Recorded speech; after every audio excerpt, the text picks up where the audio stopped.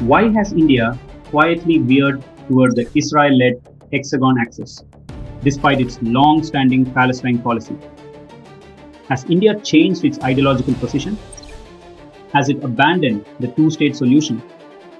Or is this simply a strategic recalibration driven by national interest, security pressures, and economic realities? The truth lies not in a single reason, but in a complex web of geopolitical shifts, domestic debates, emerging threats, and long-term strategic ambitions. Let's break it down point by point.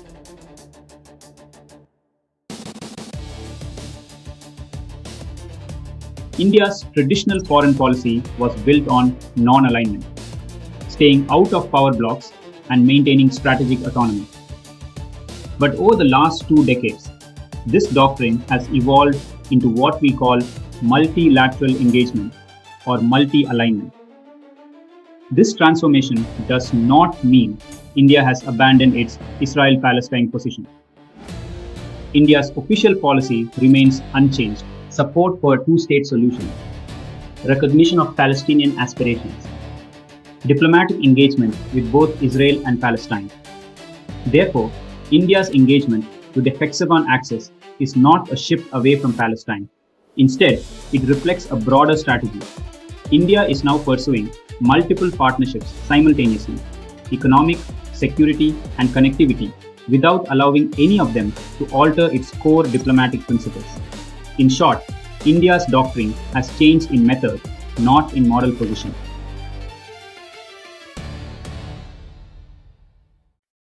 The second major reason is a long-standing debate over whether India's foreign policy should be driven by national interest or domestic political considerations.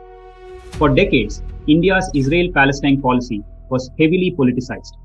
Successive governments were cautious about deep engagement with Israel because of concerns about domestic optics, particularly regarding India's 205 million strong Muslim population. This created a perception that foreign policy decisions were sometimes influenced by internal vote bank politics.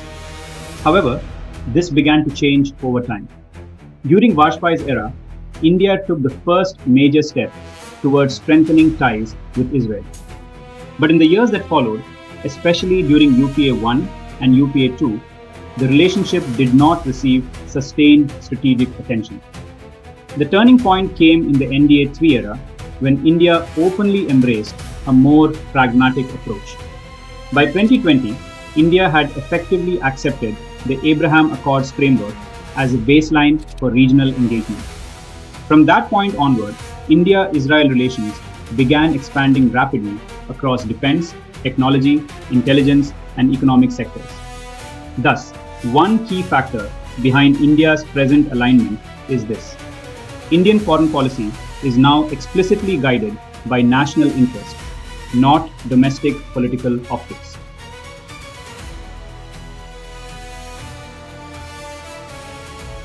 Another major driver has been growing frustration with an emerging geopolitical bloc that consistently opposed India's interests. Turkey, Pakistan, and Azerbaijan increasingly coordinated positions against India on issues like Kashmir.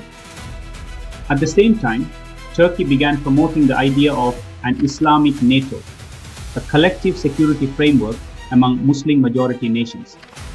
From India's perspective, this created a strategic risk, because if such an alliance solidified under Pakistan-Turkey leadership, it could evolve into a powerful diplomatic and military pressure group against India. This situation pushed India to respond strategically. New Delhi began strengthening relations with countries that have tensions with Turkey, including Armenia, Greece, Cyprus. By supporting these nations diplomatically and militarily, India effectively began building a counterbalancing ring around Turkey, which is diplomatically called strategic encirclement. If Turkey's anti-India stance, along with the Pakistan-Turkey-Azerbaijan axis, had not intensified, India might not have felt the urgency to explore deeper involvement in the Hexagon framework.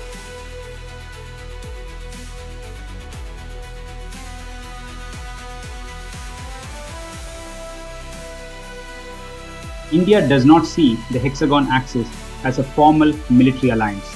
Instead, New Delhi views it as an extension of the I2-U2 grouping, expanding cooperation toward the Mediterranean region.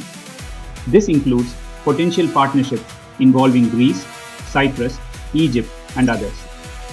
India has historically remained neutral toward military alliances. Interestingly, perceptions of Islamic NATO differ widely across regions.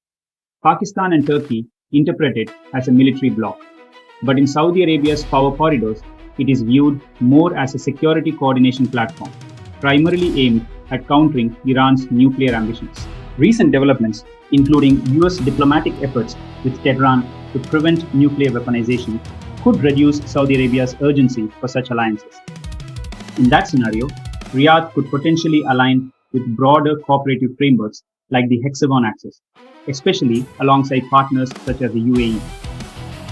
Despite tensions between Saudi Arabia and the UAE over Yemen, their disagreements are largely economic rather than security-driven.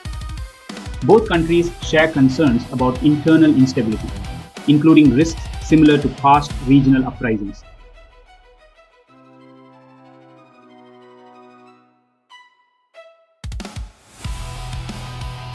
A crucial economic factor behind India's alignment is connectivity strategy. India had long invested in Iran's Chabahar port, aiming to create a trade corridor linking India to Central Asia and Europe.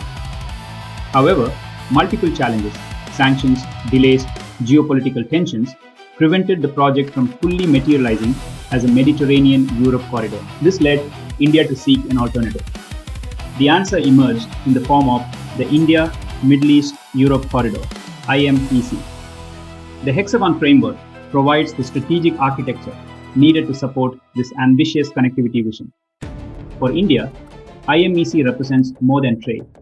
It is a long-term geopolitical project designed to counter China's Belt and Road Initiative and establish India as a central hub in global supply chains.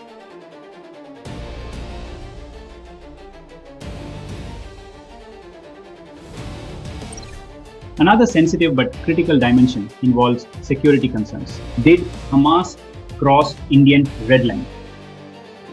Well, this is the buzz in OSINT network. There has been multiple layers of security and diplomatic discussion 2 years back with Hamas not to support Pakistan and Bangladesh in their terrorism activities aimed against India. However, Hamas did not listen to that.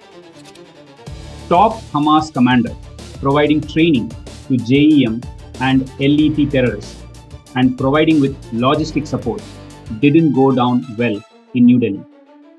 And add to that, Hamas-style signature in last 2 terrorist attacks in New Delhi has breached that red line.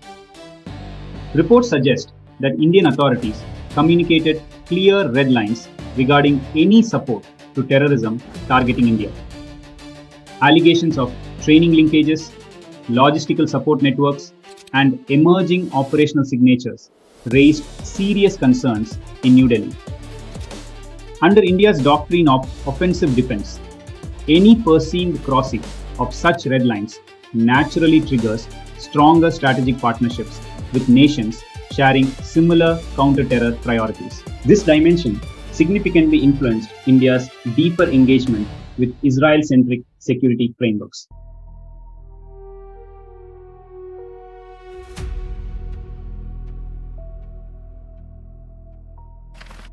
Despite all these factors, India has deliberately maintained a low profile regarding its involvement in the Hexagon axis. There has been no grand announcement, no joint declaration, and no public fanfare. Even during high-level visits, India avoided formal commitments that could be interpreted as joining a bloc. This reflects India's strategic style: move cautiously, engage quietly, and preserve diplomatic flexibility. In effect, India has stealthily entered the Hexagon ecosystem while keeping its options open. So why has India moved toward the Hexagon axis? Because of a convergence of factors. Evolution from non-alignment to multi-alignment, prioritization of national interest over domestic politics, Response to hostile regional blocs, expansion of economic connectivity ambitions, counter-terror security concerns. Yet, one fact remains unchanged.